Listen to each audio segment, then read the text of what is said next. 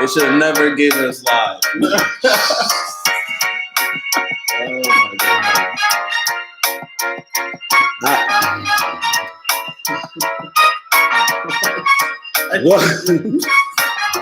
Welcome to Monday with the Moors. Yeah. Good morning, Moses. Again, welcome to Monday with the Moors. Special edition. Will you stop? Well, again, this is. What are you doing? I'm waiting for you to finish your intro. Your head back. Anyway, well, this is the special edition. While while Cheryl is away on vacation, she's visiting her parents, visiting family, and getting ready for convocation. I am Terrence Moore Sr., and to your left, and my right, is Joshua Moore, our oldest. Yeah. And where you can see half a head or a part of a head is Terrence Moore Jr. Oh boy. And they are the substitute teachers. Get 2-for-1 deal. I don't know how much of a deal it is. It's a pretty amazing deal. Oh my God. And if you have your coffee or tea, lift it up. Share this.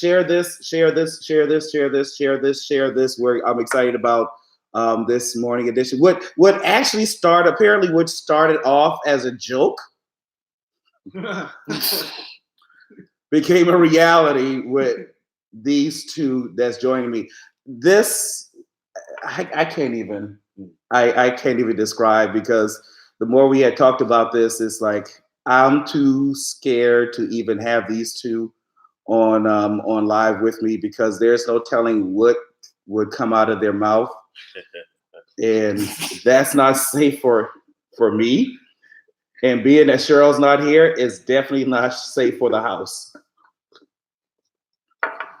But anyway, I thought when idea came up, I thought it'd be a pretty good idea, because a lot of times we do not hear about the perspective from first families, the children, or as they say, the pastor's kids, and sometimes they tend to have, most of the time they have a very different perspective. Hey, how you doing, Pastor Whitley? Hey, you know what? They look good because of me. Okay. Anyway. Good morning, Deb, Shanique, and Diana. But anyway, I thought it was a very, very interesting idea, and really, I wanted to really talk about maybe really kind of two things. One, they were here from the very beginning when the church was planted, when Pastor Cheryl and I just really started delving a lot into the planning of the church. Of course, as you've seen in other previous episodes, she talked about how her perspective, really not yet, we haven't gotten to that part yet about starting the church. But as we fast forward to this part about starting the church, when I sat down with the family and kind of told them plans, they were very excited about it. About planning the church, but planning met reality. And I think that's when a lot of things change. It's like, wait a minute, the work that really goes into planning a church, or launching a church, is what's on paper tends to be very reality. And they're not, everything, again, looked great on paper, logistics look great on paper. But when you're dealing with the actual physical labor, the movement, and everything else, that's a whole different story.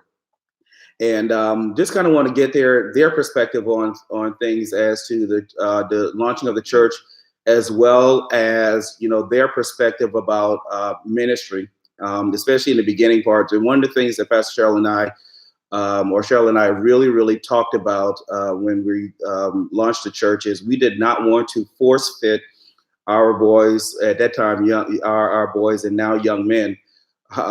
We did not want to force them into an area of ministry. We just wanted that whatever area of ministry that God was emerging in them and God was purposing in them, we wanted that to emerge on its own. We didn't again, we didn't force them. We didn't say, okay, since you're first family, I want you in this particular area. I want you to be over this particular area. That was never the case. And in actuality, none of our young men, our boys, I have to say, our boys. None of them ever actually got into a leadership position until what, two years ago? 3 years. But yeah, about coming up on 3 years ago. 3 years ago. And that is something that that it was very important to us, because even though, especially with Josh, he was in the music ministry, he wasn't ready for any type of leadership, and we weren't going to force that on him. We wasn't going to put the church in that particular perspective, the church in that particular condition or position, rather, to be under a leader that wasn't ready yet. So whatever we practice in our ministry leadership perspective, as well as a church, we make sure that we practice that it starts in the home. So just y'all's true perspective, Lord knows what's going to come out of this and these two mouths. What Josh, we'll start with you as the oldest. What was your perspective when we started church? I was excited. We were having our own church. It was also kind of it was confusing and a little bit it was a little bit weird. It was like a lot to process because like after that, like before we started the church, we were part of another church that I was heavily attached to. Mm-hmm. And so like that transition of, I think it was like 4 years before after we left, my dad was like, "Yo, we're gonna start a church." Mm-hmm. And so I was like, "Oh, well, like okay. 2 years, but the following year, right?" And so like at the time after that, in the time of transition, like we were visiting other churches and things like that. So it was really a lot to process. It was I was excited, but I was also like kind of sad at the same time, because our previous church where my friends were, and like where my God family was, and so it was really exciting, but it was also a tough time because like I said before, like I still had a really heavy attachment to our previous church and to the fact of like visiting other churches. So yeah, and just as a point, that when we left our last church, it was no ill feelings, it was no nothing at all. We actually sat down. Cheryl and I, we've actually sat down with the pastors. We told them, what our plans were. It was like we gave them like a month notice as to what that was, and we just kind of so nothing was bad about it. And when we left our church, we'll talk more about this later. When we left our church, we had no intentions of starting a church. Absolutely, positively, that Cheryl and I were like, we just want to be a part of a church, and another church. We didn't know where we were going. We just knew that we were going to start a ministry group which we did over the summer. We'll talk a little bit more about that. But when we left our church, the idea of starting a church was not even on the radar. And even if God told me to do it at that time, I would have been like, nah, I'll pass. Good morning, Angela, and good morning, Natasha Monet. So it wasn't even a part of the plan. So when Josh was talking about, it's kind of confusing. And as he mentioned, our pastors were the only pastors that Cheryl and I ever had. So our pastor was the only pastor that they knew. We were so close that they were their actual godparents, and we don't take godparents very lightly. And trust me, they don't take godparenting lightly either. They do not. That when many people have asked them to be godparents over their children, they were like, nah. But we had developed such a very, very good relationship with them that they were honored, and we were honored to have them as their godparents. So everything was smooth and everything was great, but it wasn't something that was pre-planned. It was something that God had ordered. So Terrence Jr., your TJ, since he think he grown, but TJ to us. I think for me, I was pretty young when we started the church. I was probably like 9, maybe 10 years old. So I don't think I really had much. And a much higher voice at that time. He in his second decade in 20s, so he think he all of that now. From the perspective of like a 9 or 10-year-old, I don't think I had that much of an opinion. I think for me, it was just kind of like, I mean, we just kind of, everything was going by so fast for me. Like 1 minute, I'm in a church. The next, oh, we're gone now. Okay, we're going somewhere else, and then now we're starting a church, and everything was just kind of moving super fast. And to me, it was just like really condensed in like a short period of time. At least that's what it felt like for me. Mm-hmm. And I think at the time I was kind of like cool. I was like, all right, cool, excited, It wasn't until later I was like, oh, this is real. Like, this is a church. Like, okay, I see what God's doing now. Okay. And so at the time I was just kind of like, all right, whatever. But I'm glad I was pretty much on board as a youngin.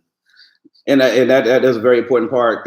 Morning, Teresa. That's a very good important part is the fact that, again, as TJ said, was the fact that he was very young, and we did have a family meeting. We did talk about it. So again, you're looking at it from the perspective of, as you said, a 9-year-old and 13, 14-year-old. Yeah, as to exactly what does that mean. But so again, looking at it from their perspective, I think that's why I wanted to have them on. From their perspective at the beginning, it looks one way, but they're in their mind capacity. Okay, this is for real. So when we actually started the church, and we had to start purchasing equipment and getting things done. And our first spot, we started as a Bible study at the YMCA, and then we moved to the school, the gym at the school for our actual first service, and we're purchasing equipment. What was that transition like? Am I going first? Go. Okay. Let's see. That whole transition, it started off exciting. It started off very exciting. I was like, yeah, like I'm gonna play drums again. We're having our own sound and things like that. So what no one told me was how stressful this whole process was going to be, because lifting equipment and loading it every week, every Saturday night, and then driving to the school every morning early, very early. No one told me that whole thing was going to be happening until we started. But like the whole thing was, like it was very stressful. It was a very hard, very hard time. Huh?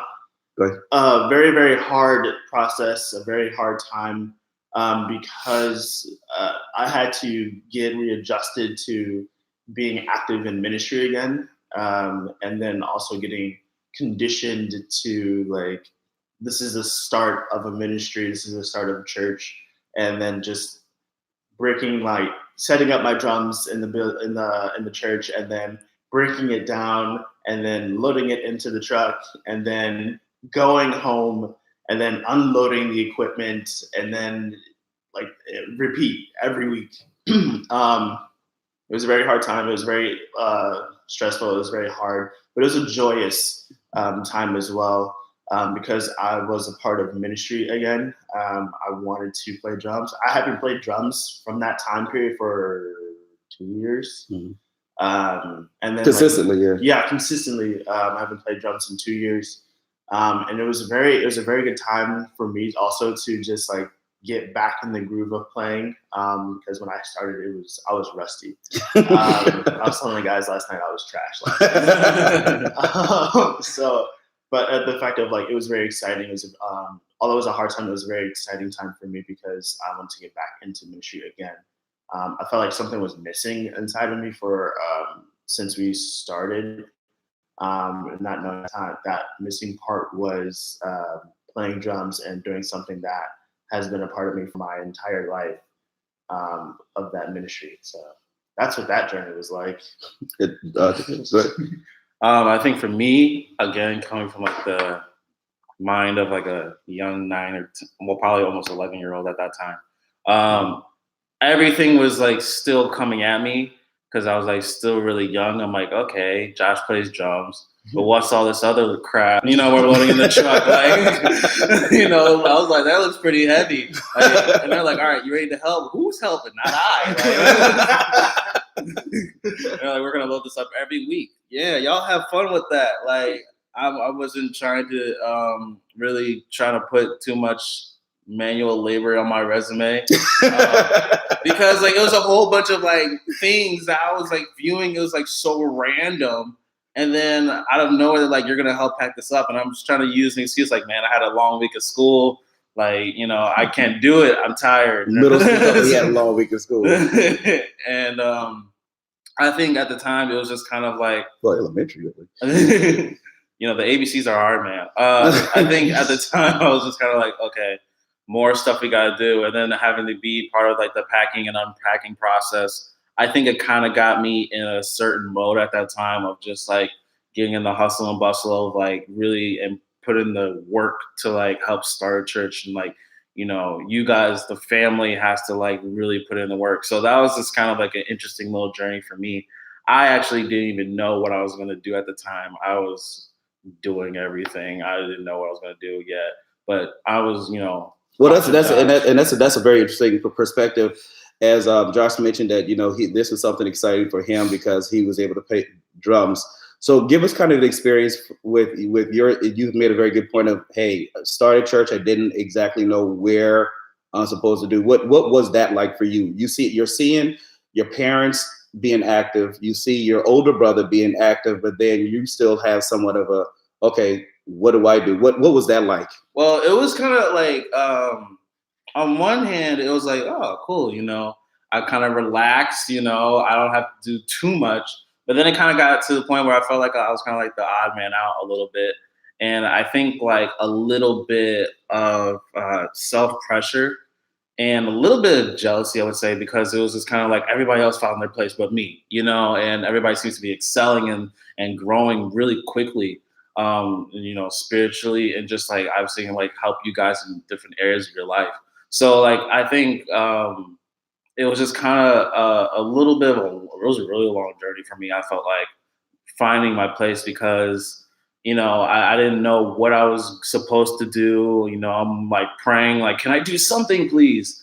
I knew I wanted to do something that was going to keep my attention and like keep me active throughout like the church. So I was like, I feel like I need to be doing something that's going to keep me working and keep me focused, because that's just, you know, what when I work the best.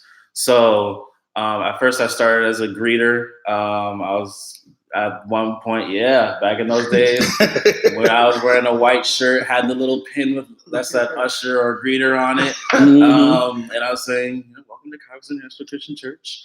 You know, and then I worked in hospitality for a little bit. So if you guys think you had it bad, imagine when you were starting and everything had to be perfect. And like, we got people coming in, like new people, you know, we're starting a church. Let's make a good impression. I'm like, okay. And then I don't think I had anything necessarily. Good Christian education. Oh, Christian ed. I was Christian ed, man. Yeah. And then everybody had multiple hats. Yeah, I was helping Little People Big Purpose for a little bit. And then I think eventually, after looking at the cool chords in the sound system, I was just kind of like, okay, this looks more like up to my speed. It looked cool.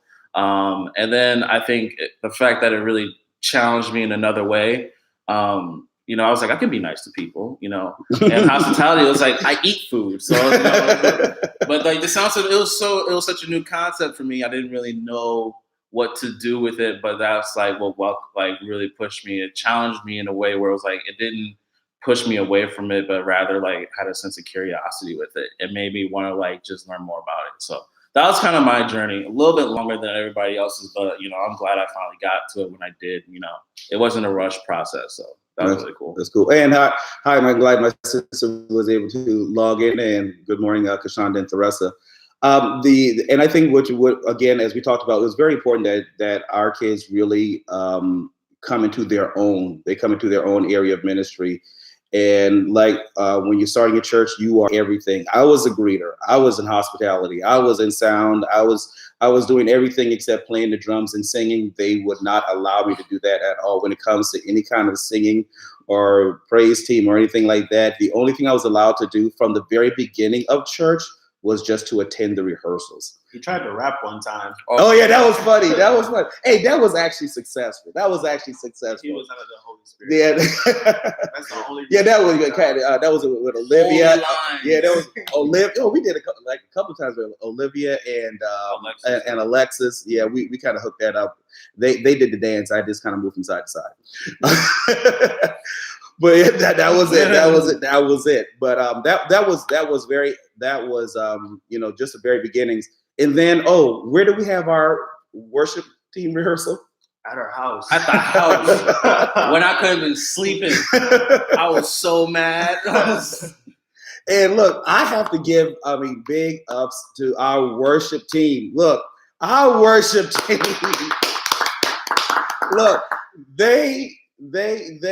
we've had in the very beginning, we actually borrowed a musician from another church, and this big shout out, big ups to Ruben Perez. I mean, Rue was like our road. I mean, he was there.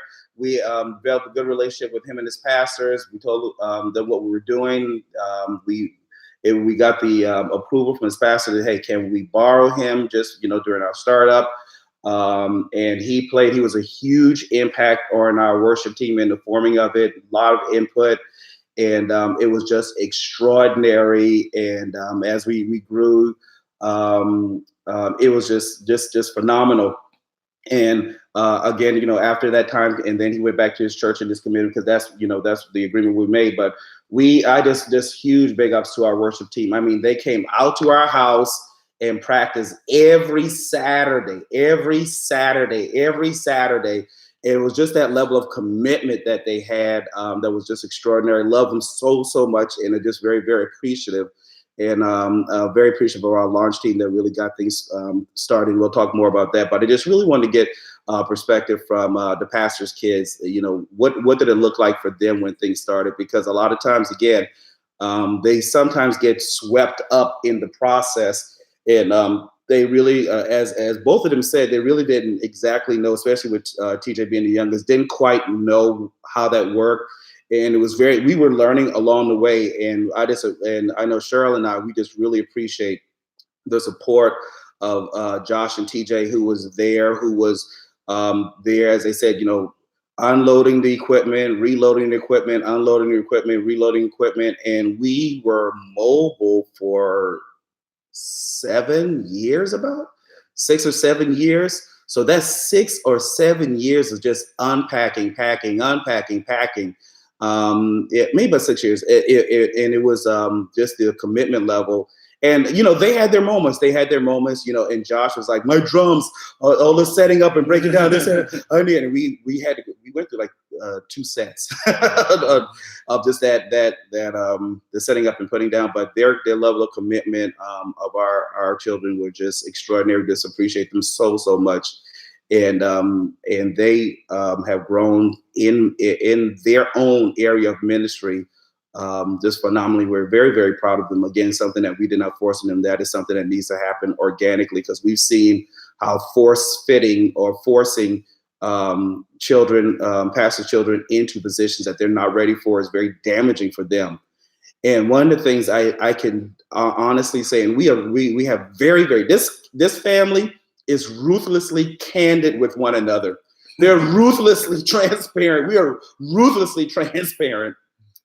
And one of the things that they have always said, that they're very supportive of the ministry. They want the ministry to grow. They do everything they can to make that happen.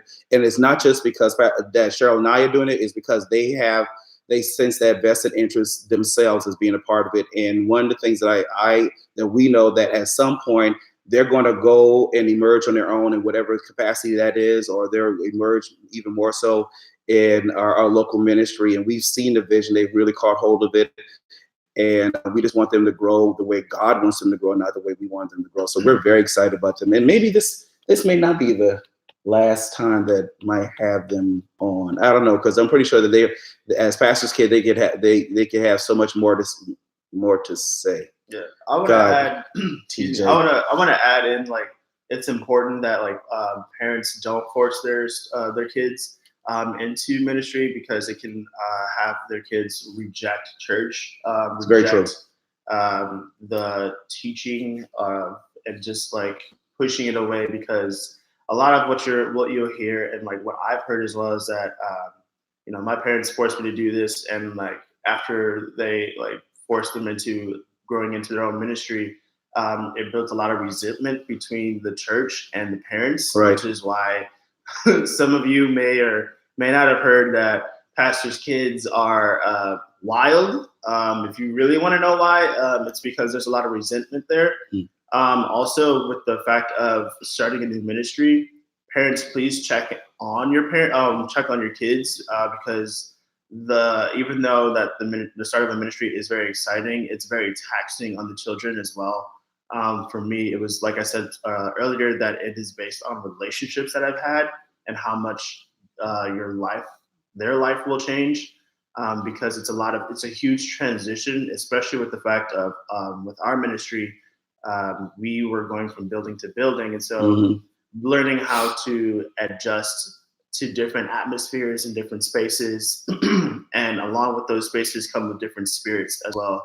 And so like the fact of when you're going to a new church building, when you're going into a school building, there's a lot of spirits there, and so you have to protect your children and pray over them, because for us, like TJ and I were strong, or getting to know our ministry, we were still kind of vulnerable. We were still very vulnerable to what is happening to the space of the church building at the school, and then moving into like playing at hotels, and then finally finding your own space. Spirits are everywhere, and to always like pray over your children, because like I said before, that this transition is very taxing on them, and it's very exhausting. It's very frustrating. It's not easy by any stretch of the imagination. And it's, like I said, it's very confusing. It's very confusing because so much is happening, and you don't know what to do with yourself. You don't know what is going on. You know, it's family meeting after family meeting. The first family meeting, the very long family meeting. Family meeting about the family meeting, right? And like with our family meetings, it was like, oh, we're going to be going to this building. We're going to stay here for a while. We have a contract with them. It's going to happen. And then we're like, okay. And you think you have like, you have like a sense of like settling down. Like this is where we'll be for some amount of years or whatever. And then you have another meeting that's like, it's time for us to leave the school. It's time. We're looking for another building. We're gonna go a little bit more settling. Yeah, and like we're gonna go into play at this hotel for a while, and then it's just like, what? We were just. So yes, like please don't force your kids into ministry, because it builds a lot of resentment. And then it's just the fact of like being a pastor's kid is not easy. It was a huge transition I can speak to myself. For me, it was a huge transition from being just like, I'm more than just a regular kid now. I'm the pastor's son. So I had to readjust a lot. It built a lot of structure for me, which is something that I needed. I still need, not because I'm wild, it's because the structure is good for my life. It keeps me in check.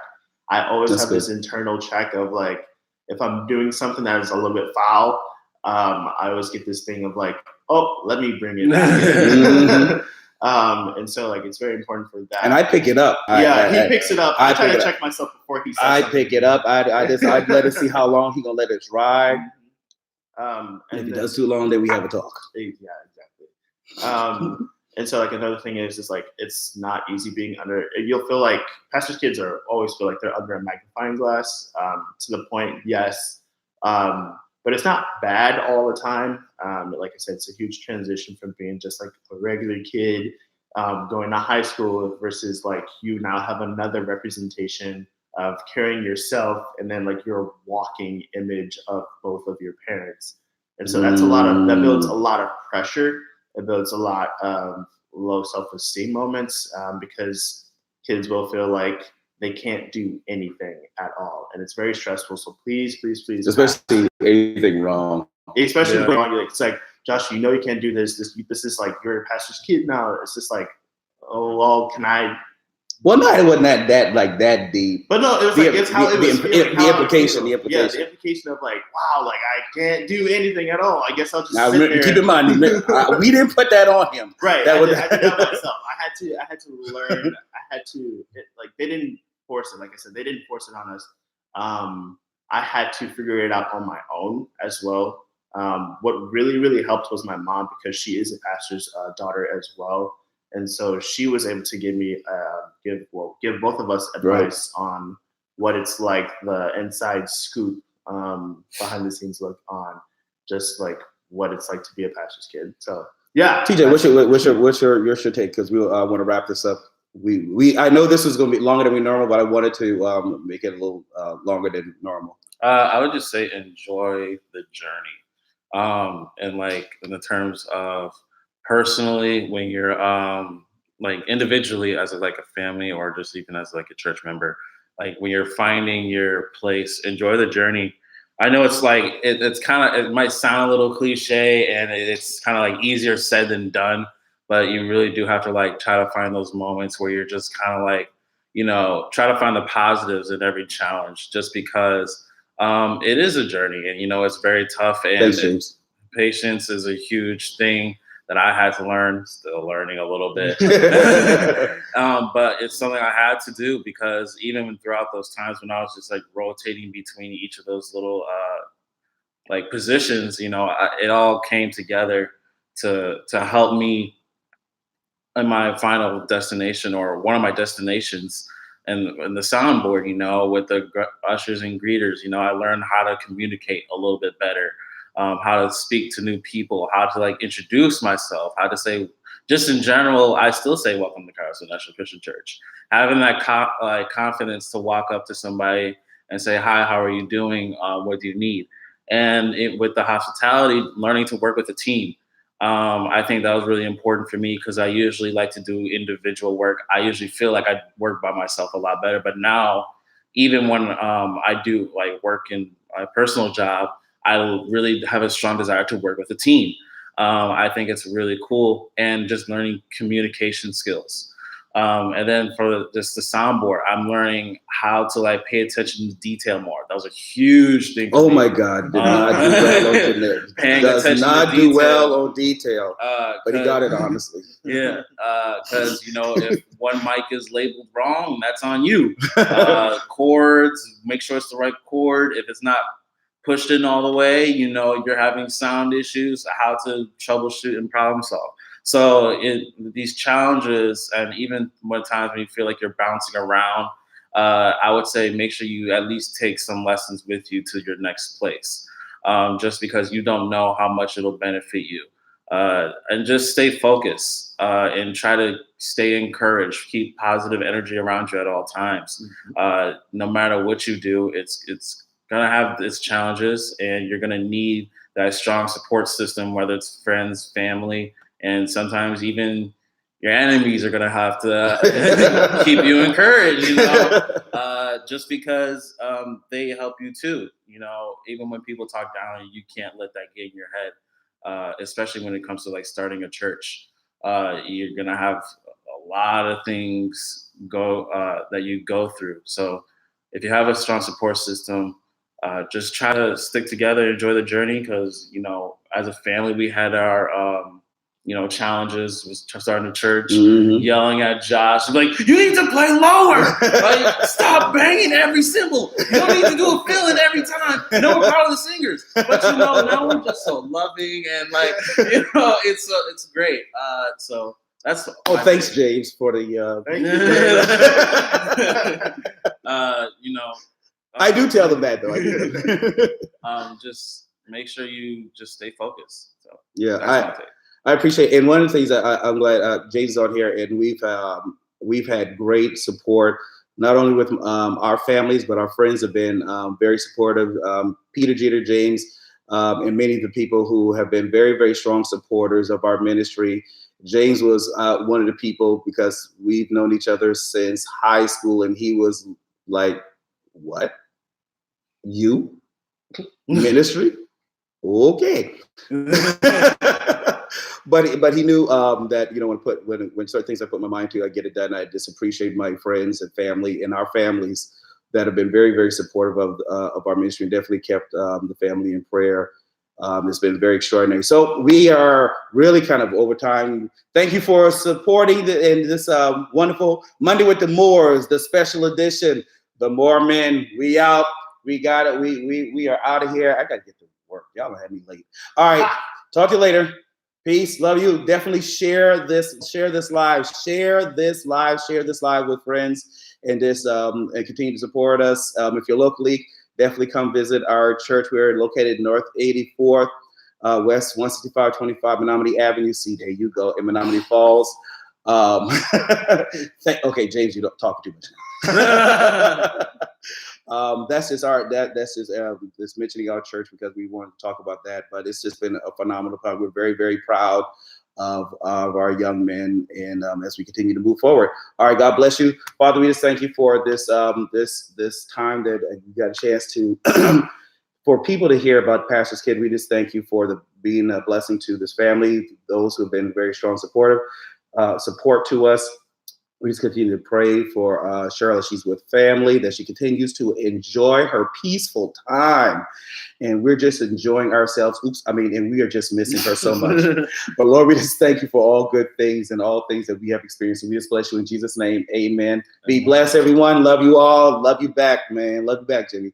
All right, take care. Peace. Mama, we made it.